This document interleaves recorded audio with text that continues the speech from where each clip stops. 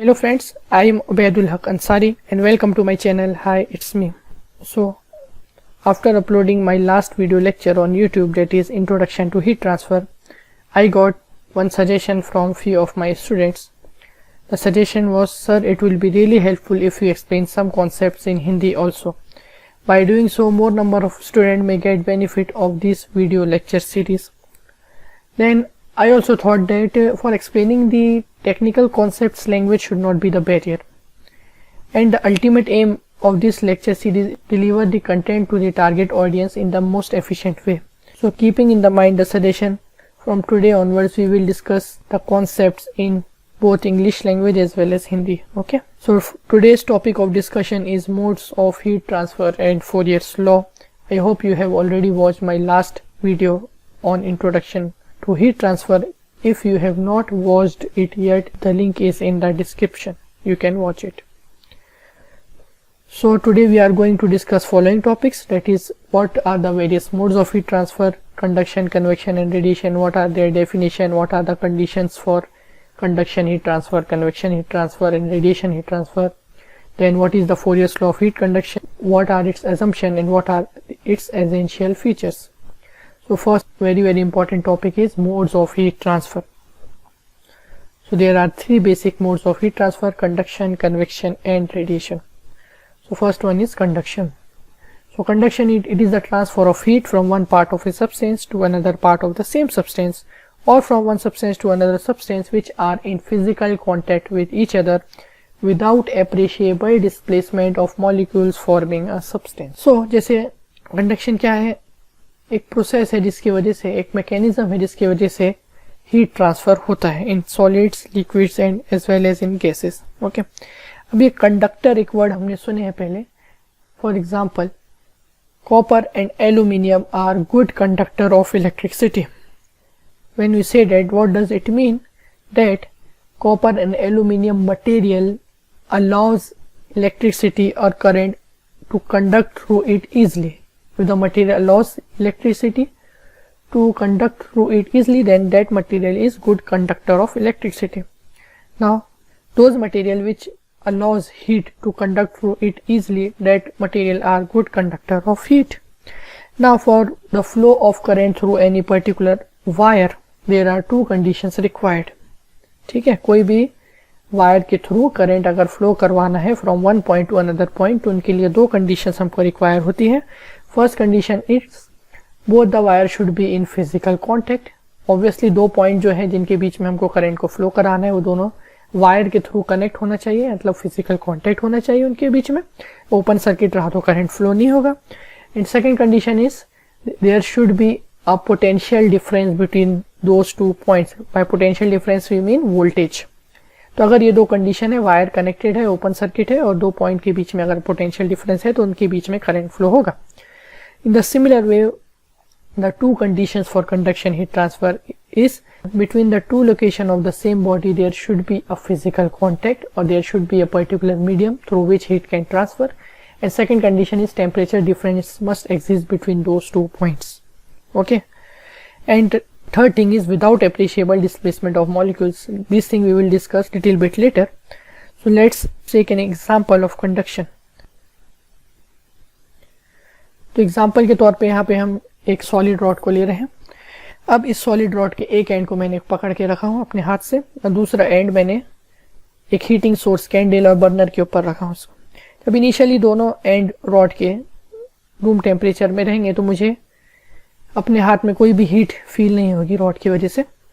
अब धीरे धीरे जैसे ही हमने बर्नर के ऊपर एक एंड को रख दिया, तो क्या होगा, जो रॉड का जो एंड डायरेक्टली बर्नर के कांटेक्ट में आएगा वो हीट होना स्टार्ट होगा. हीट होगा तो उसका टेम्परेचर बढ़ेगा. टेम्परेचर बढ़ेगा तो वहाँ पे जो एटम्स प्रेजेंट है उनकी काइनेटिक एनर्जी बढ़ेगी. अगर प्योर एलिमेंट है तो एटम रहेंगे, नहीं तो मॉलिक्यूल रहेंगे, तो उनकी एनर्जी बढ़ेगी. वो एटम्स एनर्जाइज हो जाएंगे और एनर्जाइज होने की वजह से उनकी काइनेटिक एनर्जी गेन कर लेंगे. अब अगर मटेरियल सॉलिड है तो उनके काइनेटिक एनर्जी गेन करने के बाद वो मूव होने की कोशिश करेंगे, बट उनके एटम्स में या मॉलिक्यूल्स के बीच में इतना डिस्टेंस नहीं है या इतना गैप नहीं है कि वो इजीली मूव हो सके. बट काइनेटिक एनर्जी होने की वजह से वो अपने ही मीन पोजीशन में वाइब्रेट होना स्टार्ट हो जाएंगे. तो वो अपने आसपास वाले जितने एटम्स हैं उनको कोलाइड करेंगे और अपनी एनर्जी उनको ट्रांसफर करेंगे। तो इस तरीके से kinetic energy from hotter end to colder end धीरे धीरे ट्रांसफर होने लगेगी, और काइनेटिक एनर्जी धीरे धीरे ट्रांसफर होगी तो मतलब टेम्परेचर धीरे धीरे बढ़ने लगेगा, because as per the definition of temperature it is the measure of average kinetic energy of the molecule. तो जैसे जैसे डिस्टेंस बढ़ते जाएगा हीटिंग सोर्स से, वैसे ही वैसे टेम्परेचर धीरे धीरे कम होते जाएगा और एक टेम्परेचर ग्रेडियंट क्रिएट होते जाएगा और रॉड का हीट होना स्टार्ट हो जाएगा। और एक टाइम ऐसा आएगा जब मैं इस रॉड को अपने हाथ से नहीं पकड़ पाऊंगा और मुझे इस तरीके से कुछ क्लैंप की जरूरत पड़ेगी उसको होल्ड करने के लिए। फिर उसको क्लैंप को कुछ होल्ड करने के बाद कुछ टाइम बाद अगर मैं रॉड के डिफरेंट पोजीशन में टेम्परेचर मेजर करूँ तो एक लीनियर टेम्परेचर प्रोफाइल मिलेगी मुझे। जो हीटिंग एलिमेंट के करीब जो रॉड का पोर्शन है वहां से टेम्परेचर मैक्सिमम रहेगा, और जैसे जैसे हम हीटिंग एलिमेंट से डिस्टेंस मूव होते जाएंगे वैसे वैसा टेम्परेचर रॉड का कम होते जाएगा। अब इसी फेनोमेना को हम थोड़ा डिटेल में यहाँ देखते हैं कि एक्चुअली किस तरीके से हीट प्रोपोगेट हो रही है। सो जैसे ही कोई मटेरियल को हीट सप्लाई करेंगे थ्रू द हीटिंग सोर्स, यहाँ पे जो एटम्स है वो हीट होना स्टार्ट होंगे।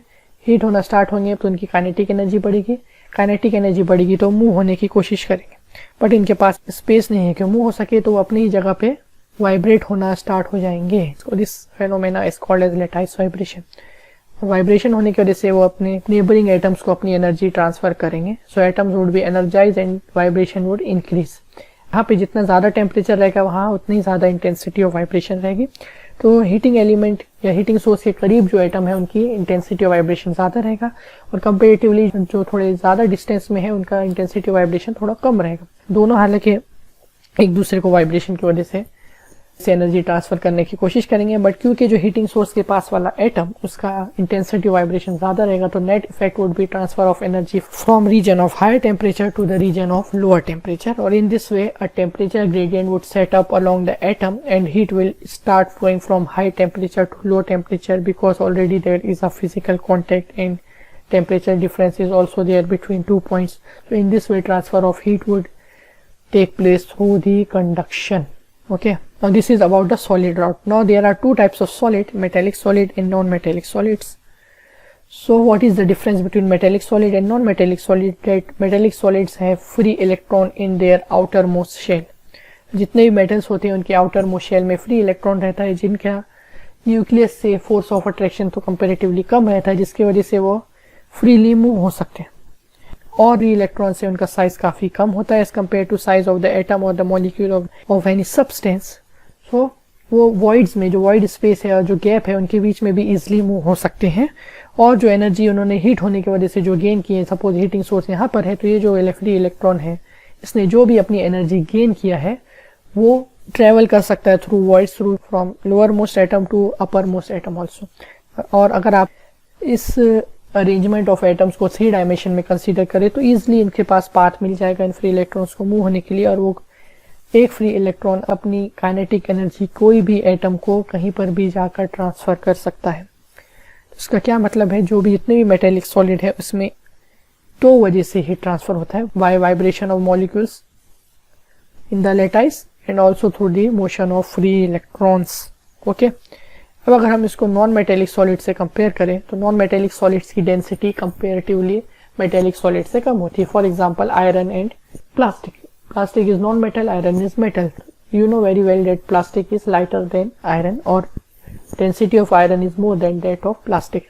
कोई मटेरियल की डेंसिटी ज्यादा है, इसका क्या मतलब है, मास पर यूनिट वॉल्यूम ज्यादा है, मतलब कम वॉल्यूम में ज्यादा मास है, मतलब एटम जो है उस मटेरियल के वो बहुत कम डिस्टेंस में है, उनके बीच में गैप कम है। अब जो मटेरियल में के एटम्स के बीच में गैप कम होगा उसमें लेटाइस वाइब्रेशन की वजह से एनर्जी इजिली ट्रांसफर होगी as compare to those material in which distance between atom is comparatively large. तो नॉन मेटल्स में फ्री इलेक्ट्रॉन्स तो वैसे ही नहीं होते, तो फ्री इलेक्ट्रॉन्स की वजह से वैसे ही हीट ट्रांसफर नहीं होगा, और लेटाइस वाइब्रेशन भी होता है बट कम अमाउंट में होता है due to comparatively more distance between the atoms. So that's why non-metallic solids are generally bad conductor of heat, or they are also called as insulator of heat. On the other hand, metallic solids are very good conductor of heat because in metallic solid both free electron motion and lattice vibration are responsible for the flow of heat and electricity also. because for the flow of electricity also free electrons are required. Now, so these are the important points of conduction. Conduction can take place in solid, liquids or gases. Okay. In gases and liquids, conduction is due to collision or diffusion of molecule during their random motion. By collision we means by striking of the molecule. दो atom आपस में जब टकराएंगे तो एक दूसरे को energy transfer करेंगे. And by diffusion we mean spreading of molecules during their random motion. अब लिक्विड्स और गैसेस में क्योंकि मॉलिक्यूल्स के बीच में थोड़ा डिस्टेंस रहता है तो उनको थोड़ा सा एनर्जी ट्रांसफर करने के लिए थोड़ा सा स्प्रेड होना पड़ता है, थोड़ा मूव होना पड़ता है before colliding.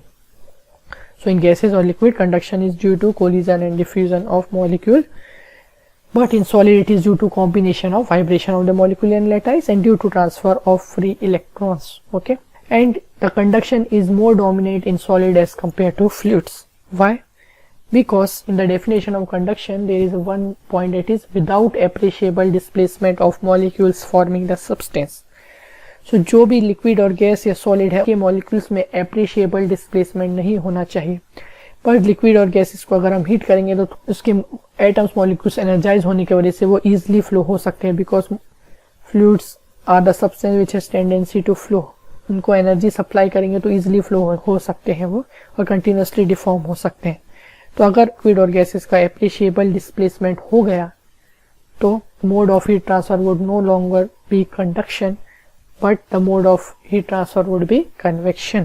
Okay, so basically for the conduction heat transfer there are only two essential conditions. First one is temperature difference and second one is physical contact.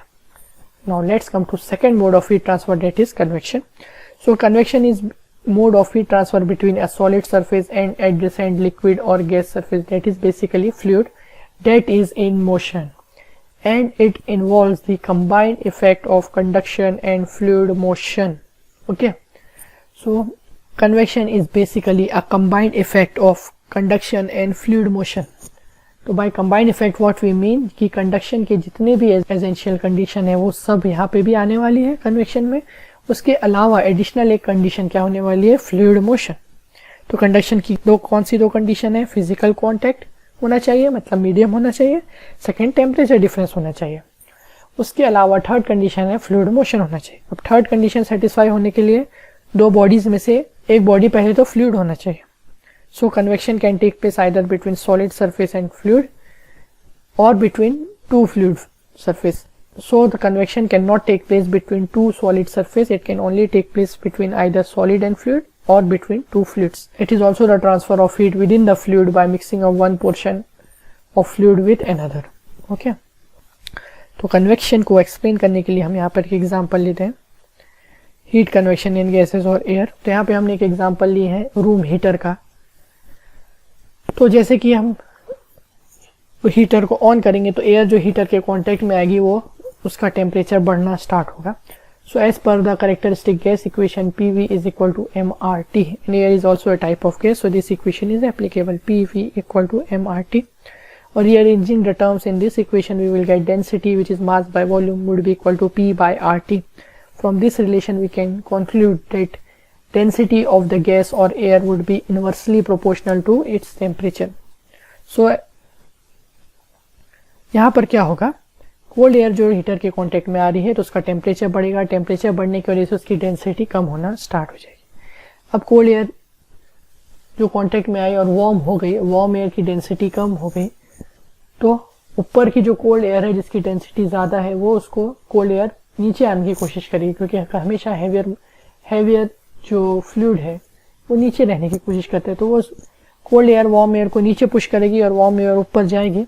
तो और वार्म एयर ऊपर धीरे धीरे इस तरीके से कलेक्ट होना स्टार्ट होगी और वार्म एयर यहाँ पे ऊपर जाके यहाँ पे विंडो से या फिर वेंटिलेटर से बाहर चल जाएगी. तो नॉर्मल हमारे रूम में वेंटिलेटर हमेशा वॉल के टॉप में इसलिए होता है ताकि वार्म एयर लोअर डेंसिटी होने की वजह से हमेशा रूम के टॉप पोर्शन में कलेक्ट होए और वहाँ से आसानी से एग्जिट कर सके. सो इस तरीके से यहाँ पे एक कन्वेक्शन करंट जनरेट हो जाता है, एक साइकिल क्रिएट हो जाती है जिसकी वजह से कंटिन्यूसली कोल्ड एयर हीटर के कांटेक्ट में आती है, वो वार्म होती है और फिर वार्म होके रूम के बाहर वेंटिलेटर के थ्रू चली जाती है. इस तरीके से रूम ज़्यादा हीट नहीं हो पाता और रूम का टेम्परेचर सर्टेन लेवल तक हम मेंटेन कर सकते हैं. Okay, Now another example of convection in liquids. तो अगर हम वाटर बॉइलिंग का एक एग्जांपल है, तो एक हमने वेसल ली है यहाँ पे जिसमें हम वाटर को बॉइल कर रहे हैं. तो what will happen in this vessel, जैसे ही हम इसको फ्लेम से इसको हीट करना स्टार्ट करेंगे तो सबसे पहले थ्रू द कन्वेक्शन मोड ये जो फ्लेम है वो कांटेक्ट में आएगी lower most part of the utensil के. अब ये फ्लेम है वो भी मोशन में है, it is a gas that is fluid, तो फ्लूइड मोशन में है और वो सॉलिड के कांटेक्ट में है. और यहाँ पे कन्वेक्शन के थ्रू फ्लेम अपनी heat lower most portion of the vessel को देगी. अब वेसल के एक्सटर्नल लेयर से इंटरनल लेयर तक हीट ट्रांसफर होगी थ्रू कंडक्शन. ओके, अभी कंडक्शन की वजह से इसका inner most layer of the vessel heat होगी. अब inner most layer of the vessel के डायरेक्ट कांटेक्ट में है lower most layer of water. Lower most layer of water भी इनिशियली जब कम टेम्परेचर में होगी तो वो भी रेस्ट में होगी, कोई मोशन अगर नहीं है उसमें रेस्ट में है, अगर हम वेसल को शेक नहीं कर रहे हैं तो mode of heat transfer would be again conduction here also. But after some time when the temperature of the lower most layer of water increases, then what will happen to its density? Its density would decrease.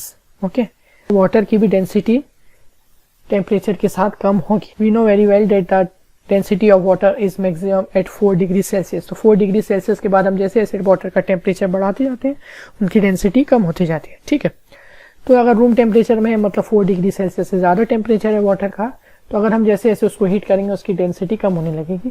तो lower most layer जिसको हम heat कर दिए उनका temperature बढ़ गया है, उसकी डेंसिटी कम हो गई, तो क्या होगा, जो सेकंड लोअर मोस्ट लेयर है वो उसकी डेंसिटी ज़्यादा होने की वजह से वो नीचे आ जाएगी ब्लू वाले एरो से जो शो कर रहे हैं, और जो लोअर मोस्ट लेयर है वो ऊपर जाने की कोशिश करेगी जो लेसर डेंसिटी. फिर वो कॉन्टेक्ट में आएगी थर्ड लेयर से, फिर सेकेंड लेयर जो नीचे आ गई वो हीट होना स्टार्ट हो जाएगी और फिर हीट होकर वो ऊपर जाएगी और थर्ड वाली लेयर नीचे आएगी. इस तरीके से लेयर बाय लेयर यहाँ पे रिप्लेसमेंट होने लगेगा और कन्वेक्शन लिक्विड्स में होगा.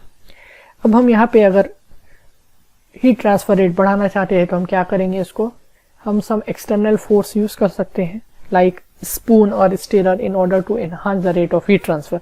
और अगर स्पून और स्टेरर नहीं है तो हम नॉर्मली वेसल को शेक करके भी हीट ट्रांसफर रेट बढ़ा सकते हैं. When the water at the bottom of the flask is heated, it expands. The expanded water is less dense than surrounding water and rises. Since the upper region is cooler, it is denser and therefore sinks.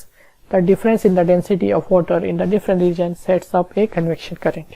तो जो चीज़ मैंने explain किया वही चीज़ यहाँ point wise लिखी हुई है.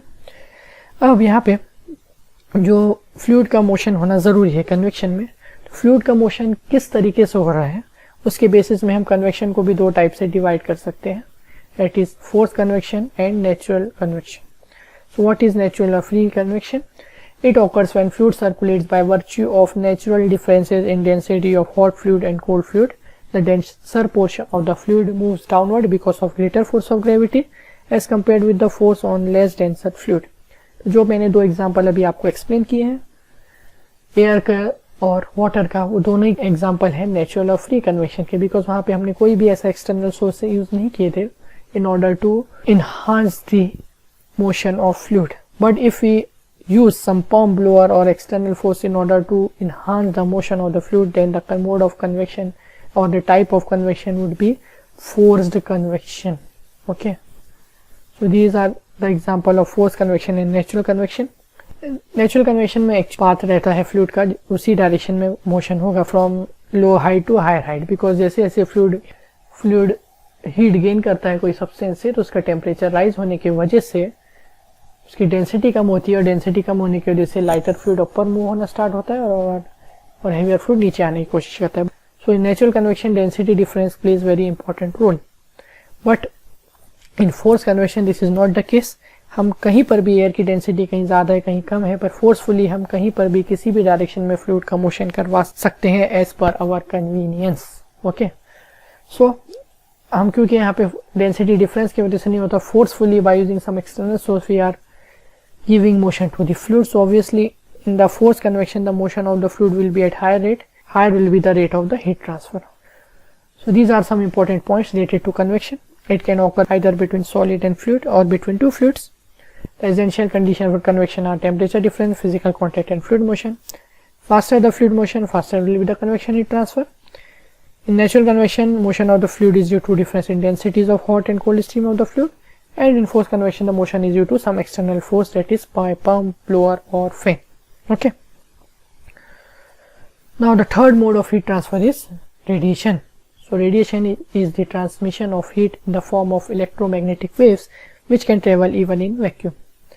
Its nature is same as that of light and radio waves. Okay. So radiation एक ऐसा मोड ऑफ हीट ट्रांसफर है जिसको किसी भी मीडियम की जरूरत नहीं है एक बॉडी से दूसरे बॉडी में ट्रांसफर होने के लिए, और रेडिएशन का जो बिहेवियर रहता है is very similar, exactly similar to that of light. जिस तरीके से लाइट बिहेव करती है एग्जैक्टली सिमिलर वे में रेडिएशन भी बिहेव करता है. Okay. Now as we know sun से जो एनर्जी मिलती है हमको, that energy is in the form of electromagnetic waves. So in the spectrum of the sun जो -10⁻⁻1 माइक्रोमीटर से लेके 100 माइक्रोमीटर का जो रेंज है, that range is called as thermal radiation.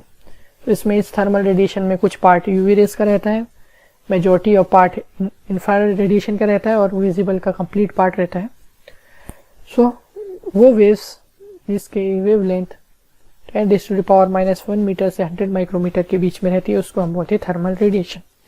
अब हम नॉर्मली ऐसा बोलते हैं कि सन से रेडिएशन आ रही है अर्थ में. अब सवाल ये है कि सन और अर्थ के बीच में क्या कोई मीडियम है?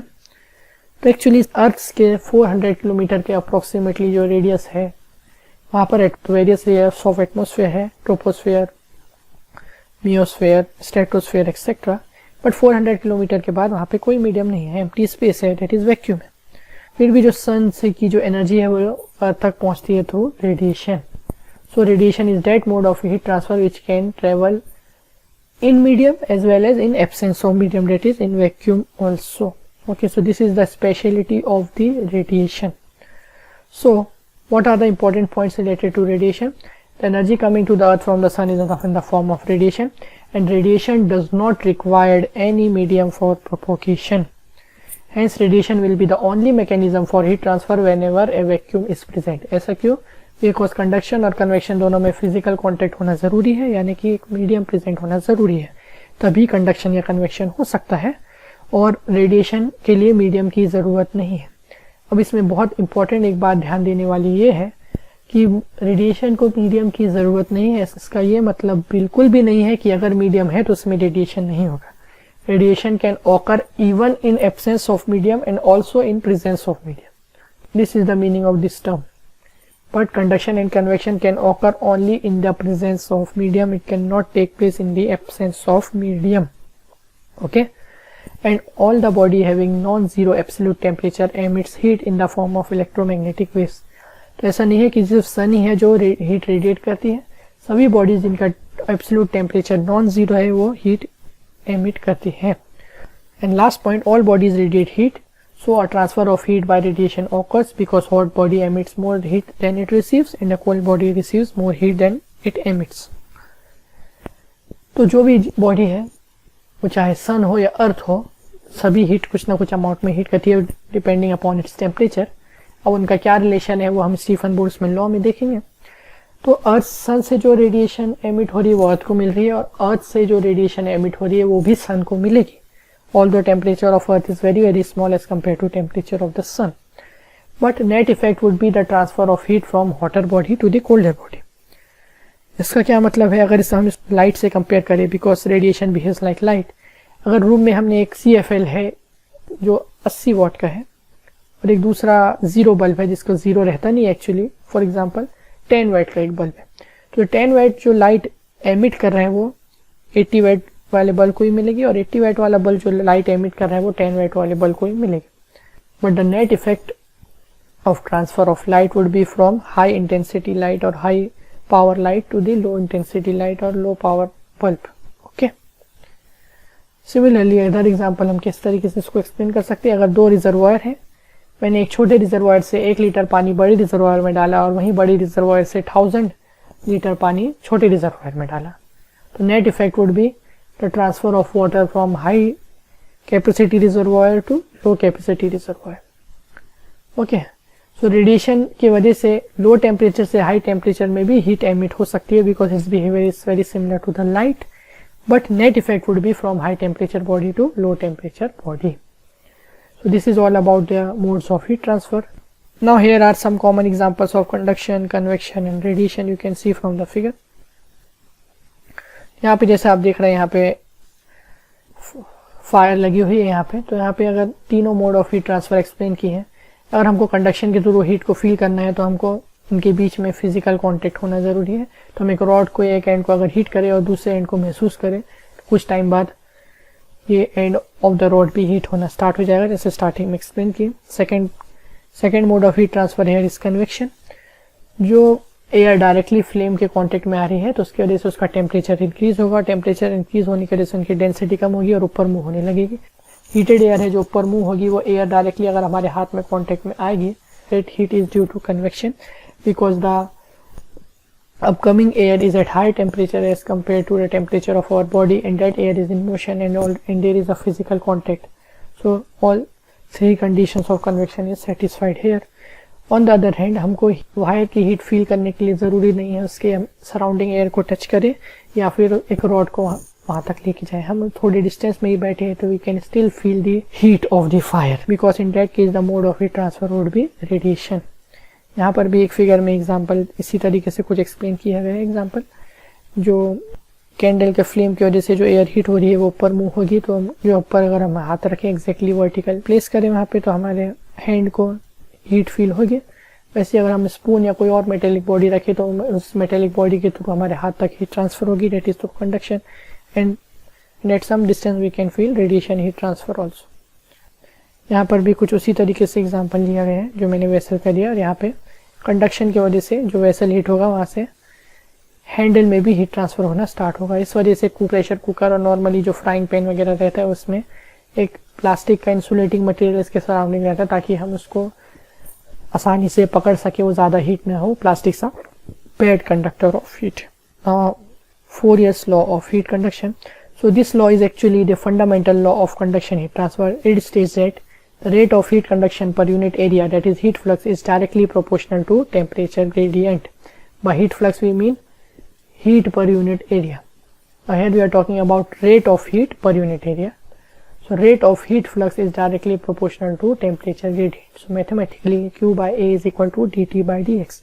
By temperature gradient we mean rate of change of temperature with respect to any space coordinate. Here we have considered x coordinates. Okay. तो यहाँ पे कोई एक प्लेन वॉल है जिसके थ्रू हीट ट्रांसफर हो रहा है। फॉर एग्जांपल हमारे घर की वॉल कंसीडर कर सकते हैं।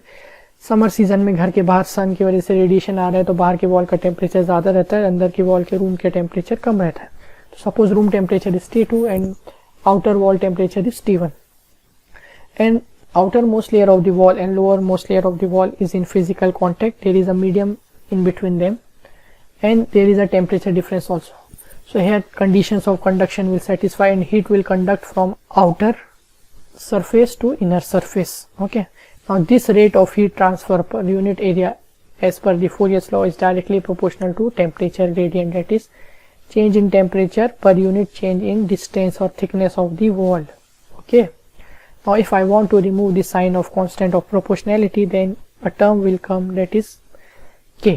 So equation will come Q is equal to minus Ka dt by dx, where K is the thermal conductivity of the material. Okay. Now why there is a negative sign in this equation? The negative sign indicates that in a direction of heat flow with increase in x, temperature will always decrease. So heat flow के direction में x अगर बढ़ रहा है तो temperature हमेशा कम होगा. So dt by dx term will always be negative. So in order to make q positive, we have to incorporate negative sign here. That's why q is equal to minus Ka dt by dx. Okay. So temperature gradient would always be negative and heat transfer would always be positive. Now what are the various assumptions of Fourier's law? So these are some assumptions of Fourier's law. Conduction of heat can take place under steady state condition. So यहाँ पे assumption ये रहता है कि almost जो temperature है वो constant है, क्योंकि यहाँ से अगर हीट एक वॉल में हीट आ रही है तो कंटिन्यूसली बाहर रूम को भी ट्रांसफर होगी, वैसी तरह से यहाँ से जो अगर हीट अगर अंदर जा रही है तो बाहर से सन से भी हीट मिलेगी. तो ये दोनों coming and going of heat जो हो रही है उस प्रोसेस की वजह से ऑलमोस्ट टेम्परेचर जो है दोनों वॉल का कांस्टेंट है. That is both the bounding surfaces are isothermal in nature. ये इसका assumption रहता है. और टाइम के साथ ये टेम्परेचर चेंज नहीं होता है, मतलब conduction of heat take place under steady state condition. Second assumption is heat flow is unidirectional. Third, temperature gradient is constant and temperature profile is linear. Fourth, there is no internal heat generation. तो कोई यहाँ पे ऐसा source heating element या फिर ऐसा nuclear reaction या chemical exothermic reaction यहाँ पे नहीं हो रही है अगर, तो ही एक इक्वेशन वैलिड है. अदरवाइज अगर यहाँ पे कोई हीटिंग सोर्स रहा या फिर कोई एक्सोथर्मिक रिएक्शन अगर हो रही है सब्सटेंस के अंदर, तो यहाँ का टेम्परेचर प्रोफाइल डिस्टर्ब हो जाएगी. It would not be no longer linear. So rate of heat flux would not be directly proportional to temperature gradient because temperature profile change हो जाएगी. Rate of change of temperature with respect to x coordinate would be change. Okay. And last thing is material should be homogeneous and isotropic. By homogeneous means same chemical composition throughout, and by isotropic we means same property in all direction. Okay. So that K is a thermal conductivity of the material, which is the ability of material to conduct heat. This topic we will discuss in the next class. What are the essential features of Fourier's law? So it is applicable to solid, liquids and gases because it is a law of conduction, and conduction can take place in solid, liquid and gases. But as I already told you that conduction is more dominant in solids only, so generally this law is used only for solids. Second, it is a vector expression indicating the heat flow rate in the direction of decrease in temperature and is normal to isotherm. तो ये एक vector expression है ना. What is vector? Quantity, any quantity which has both magnitude and direction.